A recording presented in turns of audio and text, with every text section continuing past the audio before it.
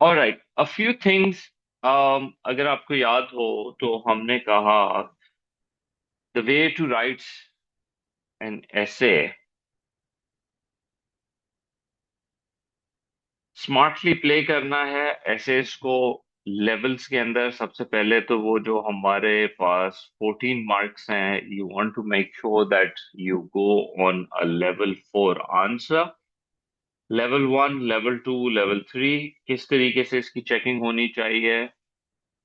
Level 1, अगर आपने basic definitions मुझे सही एक्सप्लेन की हैं, जैसे स्टैगफ्लेशन का टर्म आपने मुझे समझा दिया, आपने नेगेटिव आउटपुट का टर्म मुझे समझा दिया, छोटा मोटा फिस्कल मॉनेटरी की बेसिक बेसिक इंफॉर्मेशन है, you can get up to 5 marks. Okay. फिर उसके बाद अगर आपने थोड़े बहुत ग्राफ्स वगैरह यूज किए और नेगेटिव आउटपुट गैप को उसके थ्रू एक्सप्लेन कर दिया, थोड़ा पॉलिसीज के थ्रू आपने मुझे थोड़ी सी करेक्शन बता दी, फिस्कल और मॉनेटरी किस तरीके से इसका हल कर सकते हैं, but very basic basic, right. पूरी तरह से करेक्शन सही से नहीं है।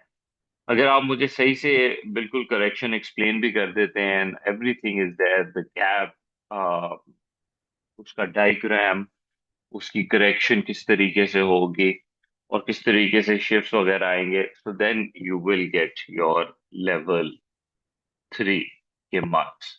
ठीक है जी। How would we start with this? Obviously सबसे पहले तो you should be able to define what is stagflation. दो तीन तरीके से हम स्टैगफ्लेशन को समझा सकते हैं। एक तो ऑब्वियसली स्टैगफ्लेशन के अंदर इन्फ्लेशन का एलिमेंट है।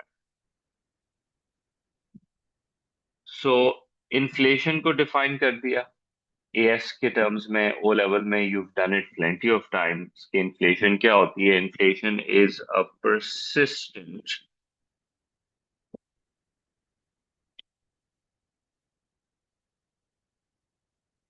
rise in general price level। Stagflation क्या होती है? Stagflation is when you have sort of like a inflation along with unemployment, right? एक सेकंड में लूंगा और आई वुड लाइक टू सी कि पैम्फर्ट ने अगर स्टैगफ्लेशन को समझाया है तो एग्जैक्टली किस टर्मिनोलॉजी में, because it's not so random that they've actually used this word stagflation. There has to be a reason कि ये तुम्हारे उसके अंदर यूज हुआ है, पैम्फर्ट के अंदर।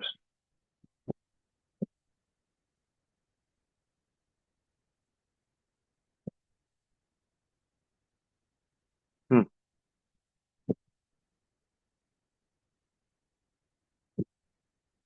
ये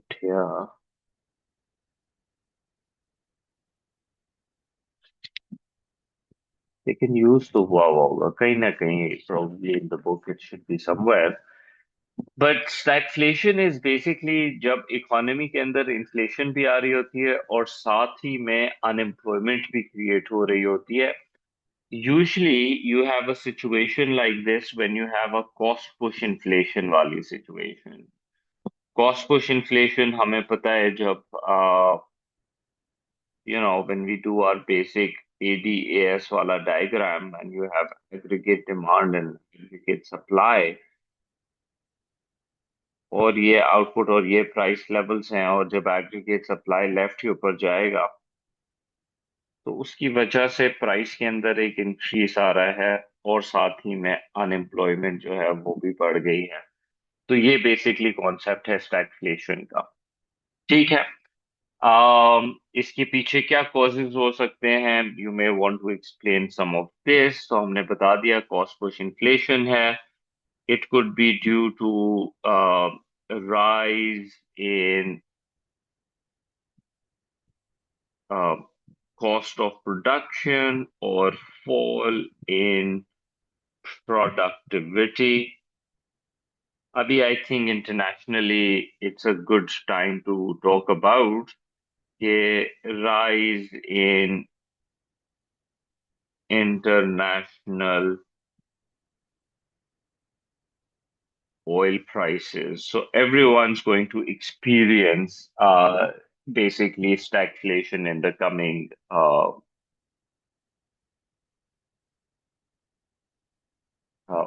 months and probably year भी कुछ हिट सकता है.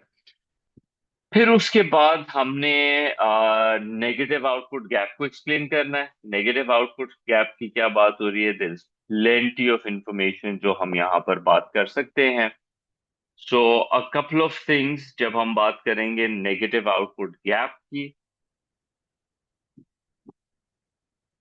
Negative output gap. सो अगर मैं आपको again let's use Bamford for this explanation. The difference between actual and potential is known as the output gap. Uh, Negative output gap is caused by a lack of aggregate demand. चलो, let me explain.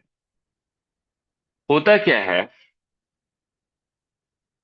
जो आपका actual output है वो कम है और जो आपका potential output है वो ज्यादा है. एक्चुअल आउटपुट क्या है? Which is basically output produced with given factors of production. और जो potential है that is the full employment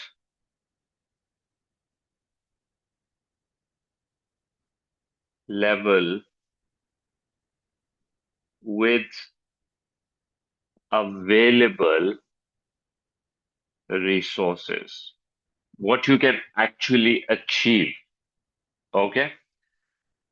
So some of the ways I can explain it, and I think इतना तो करना ही जरूरी है तुम्हारे ऐसे पर्पस के लिए.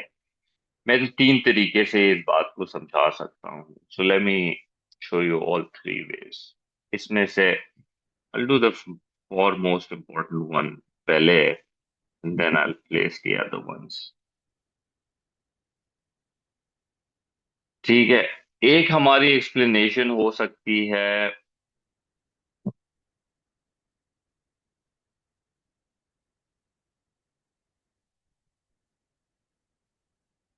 ओके. पहला तो मैं सिंपलिस्टिक रख लेता हूँ. बिल्कुल ही basic.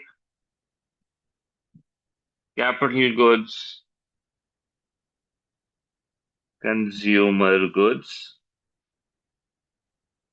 Production possibility, point A. Point A representing actual, point B representing potential. That currently the economy stands at point A, although there is an ability to reach point B. Okay? उसके लिए आपको aggregate demand बढ़ाना पड़ेगा.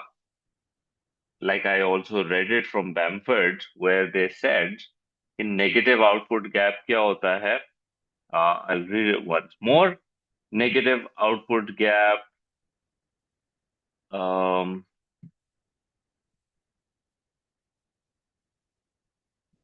I think I just read it, no?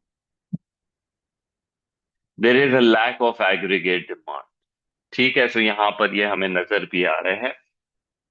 दूसरी जो हमारा diagram बन सकता है वो है ADAS वाला. Let me draw that also. I think ये दो जरूरी वाले हैं. जो होने चाहिए मेरी नजर में। तो बेसिकली राइट नाउ आपका जो शॉर्ट रन एग्रीगेट सप्लाई है और जो एग्रीगेट डिमांड है, उसकी बेसिस पे this is where the economy currently stand. Let me mark it as point A, तो वो पहले डायग्राम से भी मैच कर जाएगा। और जो आपका एल आर ए एस है, जो पोटेंशियल है,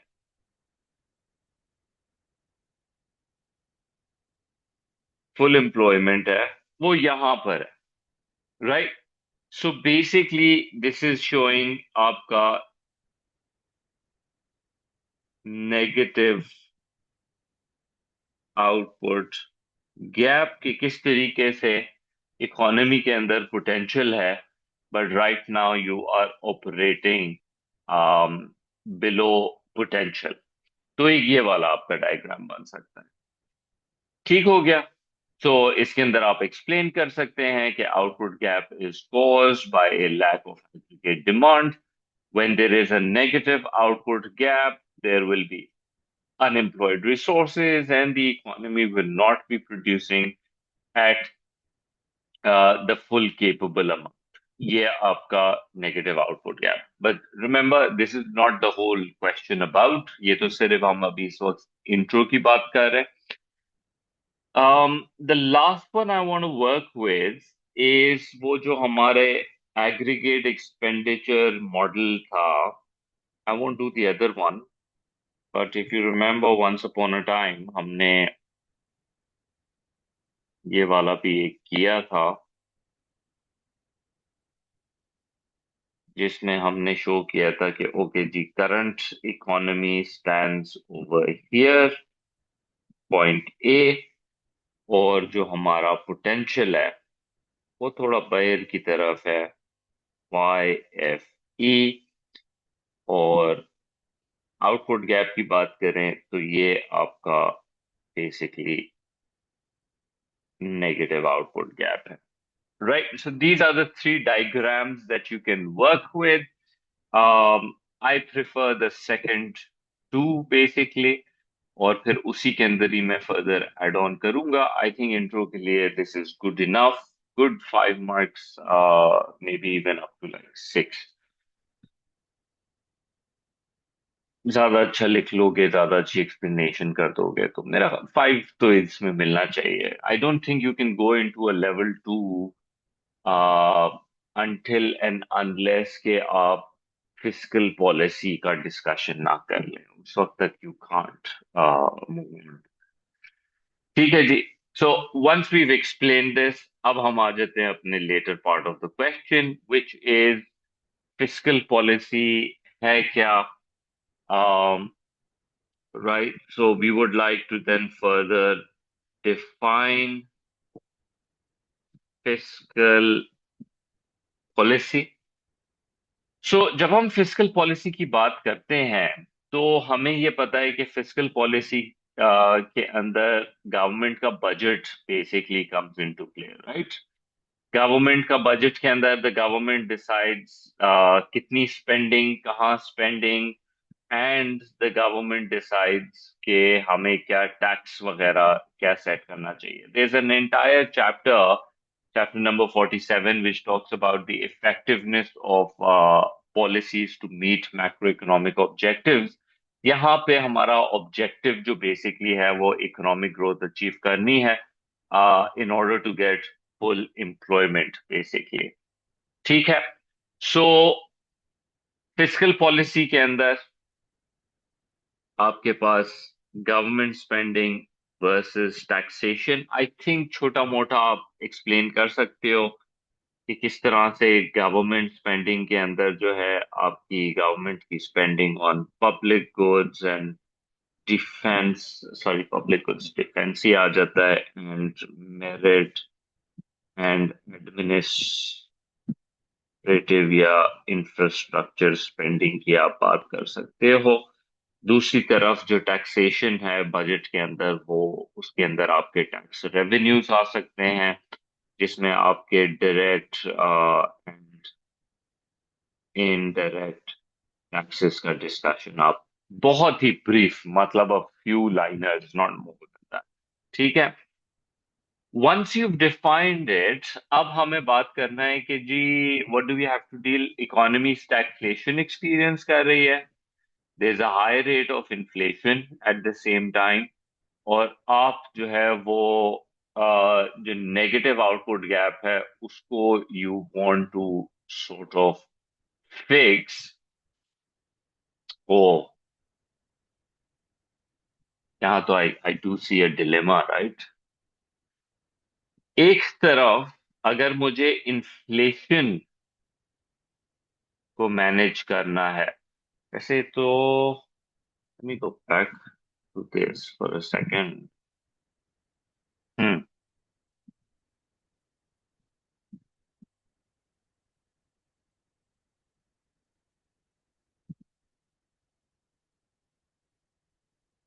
This is what I'll do. I'll break it down क्योंकि मैं दोनों का हल इससे तो मैं नहीं दे सकता।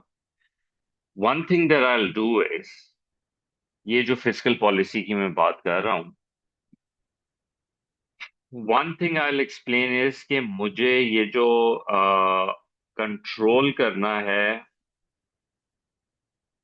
हाई रेट ऑफ इन्फ्लेशन, तो इसके लिए जो मेरी प्रपोजिंग पॉलिसी है that is that we may need to follow a contractionary fiscal policy. ठीक है, टू सॉल्व दिस प्रॉब्लम। तो कॉन्ट्रैक्शनरी फिस्कल पॉलिसी के अंदर basically will propose, the stance will be that you want to aim for a budget surplus where the government spending should be less than the taxation. So what we're aiming for is a government spending कम की जाए और taxes को बढ़ाया जाए, जिसकी वजह से obviously then you can explain taxation की वजह से लोगों की डिस्पोजेबल इनकम गिर जाएगी। तो उसकी वजह से उनकी कंजम्पशन गिर जाएगी, बिजनेसेस की इन्वेस्टमेंट्स गिर जाएंगी, एंड इवेंचुअली एग्रीगेट डिमांड गिरने की वजह से इकोनॉमी के अंदर जो इन्फ्लेशन का प्रॉब्लम है वो आप सॉल्व कर सकते हैं। एंड अगेन, गवर्नमेंट स्पेंडिंग कम होने की वजह से भी, क्योंकि ये तो डायरेक्ट एलिमेंट है, तो AD is going to fall and eventually the problem can get solved, right. लेकिन at the same time at the back of my mind I know कि उसकी वजह से तो एडी अगर और मजीद गिर जाता है, if I go to my diagrams, AD मजीद गिरने की वजह से जो है इकोनॉमी के अंदर आउटपुट गैप्स जो हैं, ये एई गिर जाएगा, और जो हमारा आउटपुट गैप है वो और मजीद वर्सन हो सकता है। ठीक है। आ, लेकिन दूसरे एंड के ऊपर, and I can use these diagrams and show, and I think अब यहाँ पे आई एम थिंकिंग कि ये एएस के अंदर होता तो फिर मैं ये एक साथ ही लिख लेता, लेकिन यहाँ पर ये मेरा एक इवेल्युएटिव डिस्कशन हो जाएगा, so I want to avoid that for now. You know what I am talking about, this is what I am talking about. ये जो मेरा ऊपर डायग्राम के अंदर ये जो मैंने पूरी कंट्रोलिंग वाली बात की है, इफ आई हैड डन, इसी डायग्राम के अंदर इफ आई हैड शोड कि किस तरीके से if I had tried to control, और इसको मैं यहाँ लेफ्ट पे शिफ्ट करता, तो उसकी वजह से जो मेरा output, fine, inflation has come under control, I can see that prices have fallen down, absolutely. लेकिन एट द सेम टाइम ज्यादा बड़ा आउटपुट गैप हो गया यहाँ पर भी, गवर्नमेंट स्पेंडिंग सी और आई गिरने की वजह से व्हाट हैज हैपेंड इज कि ये मेरा ड्रॉप आ गया, और दोनों सिनेरियो में जो मेरे आउटपुट गैप्स हैं वो मजीद इंक्रीज हो गए। ठीक हो गया। सो कंट्रोल ऑफ इन्फ्लेशन के अंदर इफ यू डू दैट, वो आपकी वैल्यूएशन में काउंट हो जाएगा। I want to leave that for my evaluation discussion for later on. Okay जी। Second thing, second I want to write about is correct negative output gap, इसको हम कैसे ठीक करेंगे? तो इसके लिए तो हमें एक्सपेंशनरी फिस्कल पॉलिसी पे जाना पड़ेगा, जिसमें हम बजट डेफिसिट को टारगेट करेंगे, where the government spending should increase and taxation should be reduced, right? Result, aggregate demand में इंक्रीज आएगा, डिस्पोजेबल्स इनकम बढ़ जाएंगी, जिससे कंजम्पशन राइज करेगा, इन्वेस्टमेंट राइज करेंगी, and eventually aggregate demand rise करेगा। तो again with the diagrams I can show कि किस तरीके से एडी राइट के ऊपर जाएगा। एडी के राइट के ऊपर जाने की वजह से um,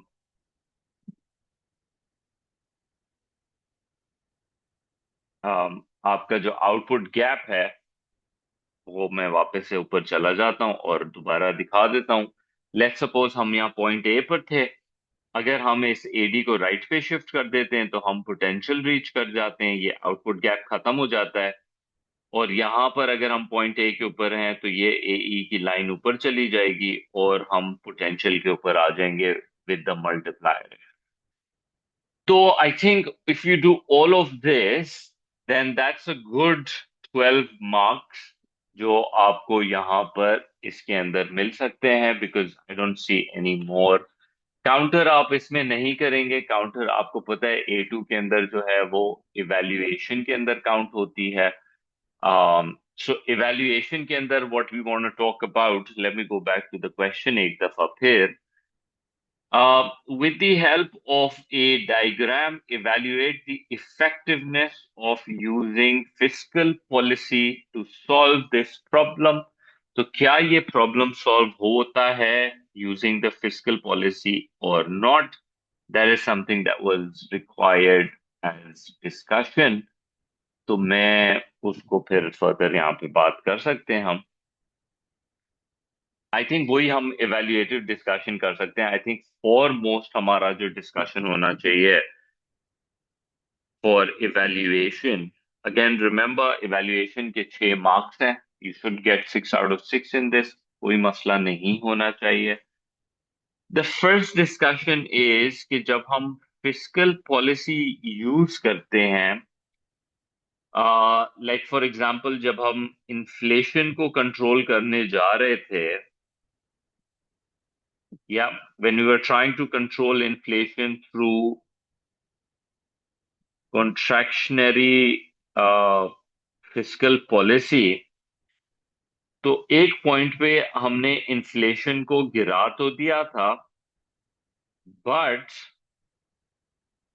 जो हमारा नेगेटिव आउटपुट गैप है वो इंक्रीज हो रहा था। तो instead of solving a problem, we were creating a bigger problem. At the same time जब हम कंट्रोल करना चाह रहे थे नेगेटिव आउटपुट गैप को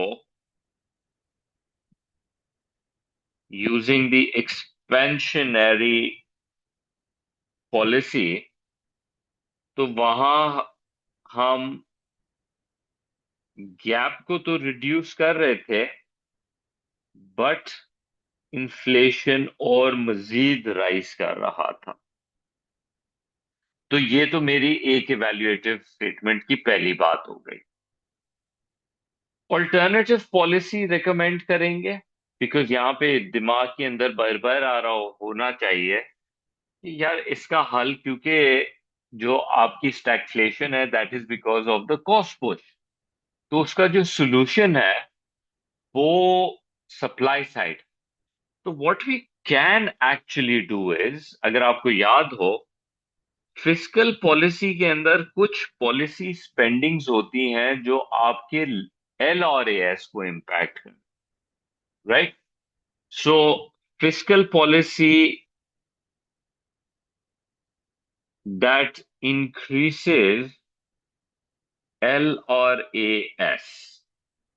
ओके, तो उसके अंदर एग्जाम्पल के अंदर हम बोल सकते हैं government spending on education and training and investment in infrastructure, government spending की बात कर रहे हैं, या अडॉप्टेशन ऑफ टेक्नोलॉजी, या हो सकता है इवन हमने डायरेक्ट टैक्सेस के अंदर कॉर्पोरेट एंड इनकम टैक्सेस की भी बात की है, वो भी आप कम कर सकते हैं।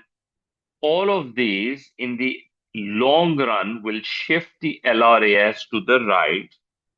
um, तो उसकी वजह से आपकी इन्फ्लेशन भी रिड्यूस हो सकती है, और जो आपका आउटपुट गैप है वो भी बेसिकली रिड्यूस हो सकता है। So you can talk about that also, because that will sort the problem. But please remember, some policies, जब if you go and look at the theory, वहां पे मैंने इसकी बात भी की हुई है पहले भी, कि फिस्कल पॉलिसीज की कुछ इनहेरेंट इश्यूज हैं, so you can obviously talk about those also evaluation के अंदर। The whole idea of crowding out का, टाइम लैग का, you know, government may not having enough funds wala point, you can write about that also. um so वो आपका discussion basically जा सकता है। You can take a look at it कि ये crowding out का concept क्या था। ये ऑब्वियसली फिस्कल पॉलिसी के अंदर द मॉनेटरिस्ट हैड दिस इशू कि एक्चुअली फिस्कल पॉलिसी जो है वो क्राउडिंग आउट करती है, क्योंकि जब गवर्नमेंट स्पेंडिंग होगी इंफ्रास्ट्रक्चर और इन सारी चीजों के अंदर, तो वो रिसोर्स की जब डिमांड करेगी तो वो रिसोर्सेज जो है वो प्राइवेट सेक्टर से स्टील होंगे। तो इसकी वजह से प्राइवेट सेक्टर जो है वो एक मार्केट से निकल जाएगा, तो वो आपकी इकोनॉमी में जो ग्रोथ होगी वो कुछ ज्यादा सस्टेनेबल होगी नहीं। सो you can write about that, but main जो हमारा डिस्कशन है वो यही था जो वी हैव जस्ट डन। ठीक है। सो very similar questions like this have come in the past also. So if I show you uh, इसी पॉलिसी की और किस तरह के क्वेश्चन इसी के रिलेटिव, इसी रेल्म के अंदर जो क्वेश्चंस आ चुके हैं, एक है हमारे पास दिस वन नवंबर 23 के अंदर, दूसरे वेरिएंट्स के अंदर, अगेन ये हमारे वेरिएंट में नहीं आया है, but with the help of a diagram, assess the effectiveness of using fiscal policy to close negative output gap in the economy। आ चुका है, तो पॉसिबिलिटी क्या हो सकती है कि किस तरह से फिस्कल पॉलिसी जो है वो पॉजिटिव आउटपुट गैप को और लो इन्फ्लेशन को किस तरीके से मैनेज करने में यूज हो सकता है, राइट। जहां तक फिस्कल पॉलिसी की बात है, I think this question deals with fiscal policy well. उसी तरह से एक ये वाला भी क्वेश्चन है, if you take a look at it, ये मार्च 25 के अंदर आया, variant 42, where it says, with the help of diagram, assess the effectiveness of government policies that might be used to reduce the demand pull inflation. So again, first you have to explain the whole idea of demand pull inflation, AD shifting to the right. um, इसके अंदर आपके पास positive output gap create हो जाता है। बहुत ही as level का question है, आपने उसको एएस लेवल पे ही डील करना है, बट ट्राई टू, क्योंकि इफेक्टिवनेस ऑफ गवर्नमेंट पॉलिसीज लिखी है, तो my recommendation is do the whole fiscal policy, do the whole monetary policy और उसकी explanation, and also do the supply side policy. तीनों पॉलिसीज को आप डिस्कस करें। You can obviously discuss protectionism and also, but mainly I think ये तीन policies को आप attempt करेंगे तो ये question solve हो सकता है।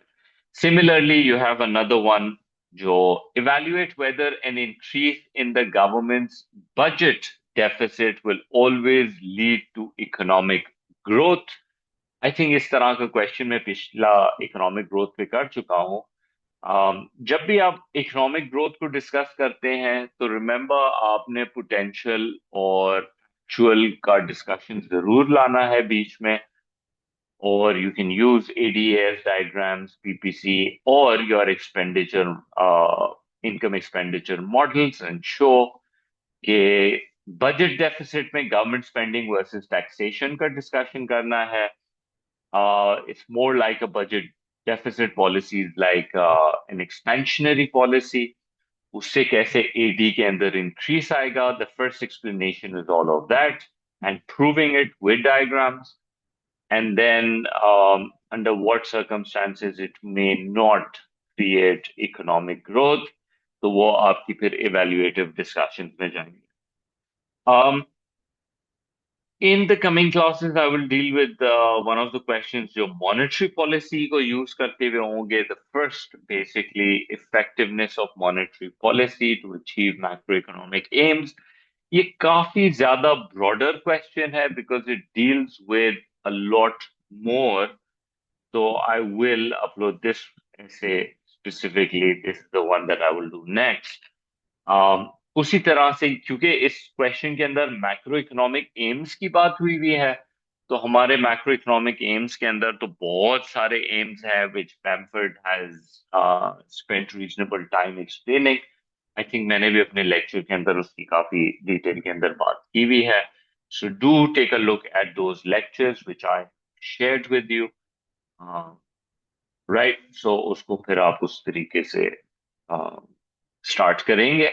और फिर द मॉनेटरी वाला जो है, that's the next one that I will deal with.